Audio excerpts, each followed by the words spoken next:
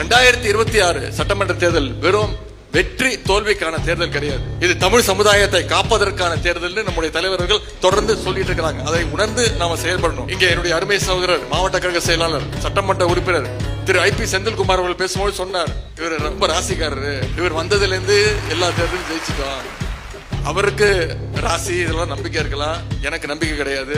என்னுடைய நம்பிக்கை இங்க முன்னாடி உட்கார்ந்து இருக்கக்கூடிய கழகத்துடைய உடன்பிறப்புகள், நான் உங்களை மட்டும்தான் நம்புவேன். திரு ஐபி செந்தில்குமாரை நம்புவேன். பல பேருக்கு தெரியாது, நானும் அவரு ஒன்னா படிச்சோம். அவர் படிச்சாரு, நான் கூட போனேன். வயசுல நான் அவருக்கு சீனியர், ஆனா பொது வாழ்க்கையில அவர் எனக்கு சீனியர். அந்த உரிமையோடு அவருடைய எண்ணங்களை இங்க சொல்லியிருக்கிறாரு. நம்முடைய நம்பிக்கை, நம்முடைய தலைவருடைய உழைப்பு, தலைவருடைய சாதனை, தலைவருடைய அரசுடைய திட்டங்கள், தமிழ்நாட்டு மக்கள் நம்முடைய தலைவர் மீது வைத்திருக்கக்கூடிய அந்த நம்பிக்கை, இந்த நான்கும் நிச்சயம் மீண்டும் திராவிட முன்னேற்ற கழகத்தை ஆட்சியில் அமர வைக்கும். 200க்கும் அதிகமான தொகுதியில நாம ஜெயிச்சு காட்டுவோம். நம்முடைய கழக தலைவர்களை மீண்டும் முதலமைச்சர் ஆக்குவோம்.